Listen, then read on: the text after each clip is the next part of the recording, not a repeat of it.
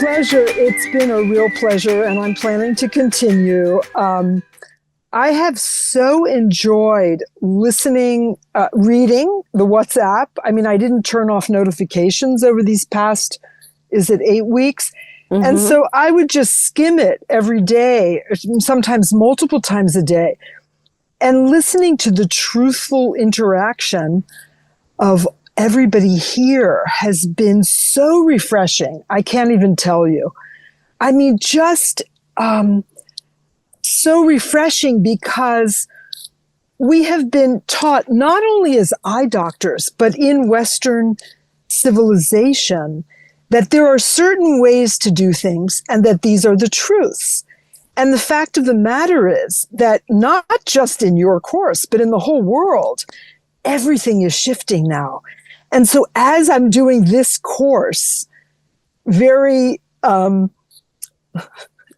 not as I used to do courses, let's just put it that way, because I've done part of each module up to module 5. I just have let go of the expectation that I needed to complete this, that, or the other thing in any given period of time.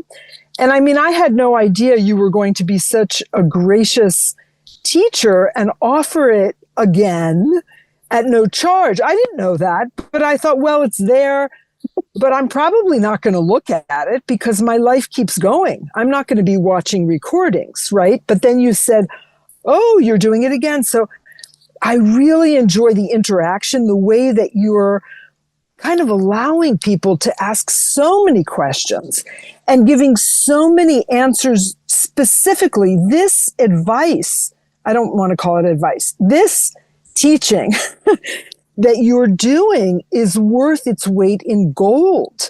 I mean, this is very valuable. And there was the one gentleman that said, I forget how he worded it, but in essence, for me, it meant, and he said, you know, I've learned more about my own self and my self-development and self-improvement here than in all these other courses that I've taken. And yes, this has been why my profession, in the way that I've practiced it for the past 35 years plus, has been so rewarding, because I've worked with individuals one-on-one, and everybody's story is different, and everybody's story is important, and your journey is important, no matter how you're moving through it. But this course has allowed me, as an eye care professional and as a dedicated myope, meaning nearsighted person who's in the process of releasing her high expectations of herself, namely me.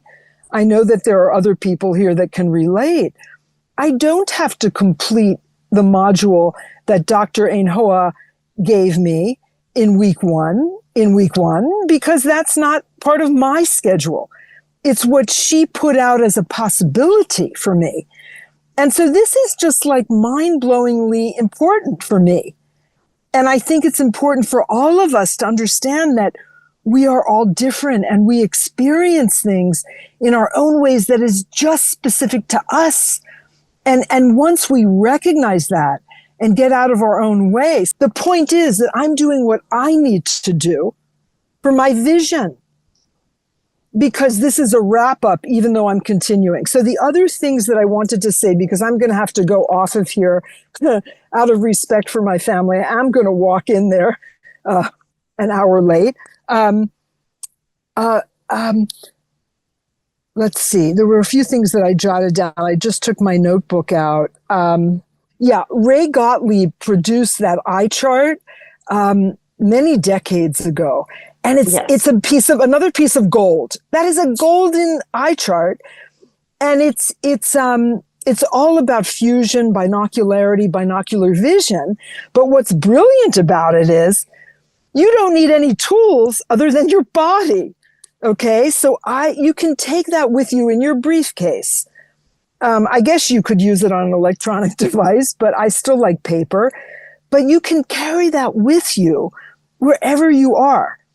And you can play with it. And you can use it for convergence, meaning focusing up close and converging or crossing your eyes. Mm-hmm. Or you can use it for divergence, gazing beyond the paper, looking through it, once you're ready to do that. And if you're farsighted, that will be more comfortable for you to start with. And if you're nearsighted, the convergence or looking up close will be more comfortable. And I don't know, Dr. Ainhoa, how you presented it, because I didn't get that far in your modules, but I've had a little bit of background and experience. So if you take, say, I have a pen here. This happens to be a bamboo pen with my website on it.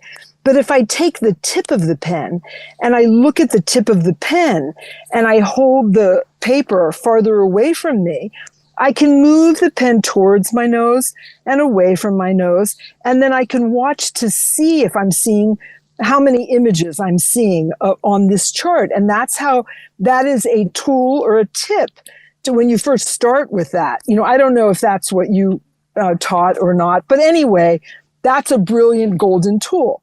The other thing I wanted to mention is that in my practice, so wherever you are in the world, and I don't have a physical location in the same way as most eye doctors at this point in time, I may eventually within the next year or two, but if you're looking for an eye doctor that practices binocular vision, they will often start you with very high-level complex things that you're not ready for. This is what I understand about my colleagues, and they may not understand what they're doing.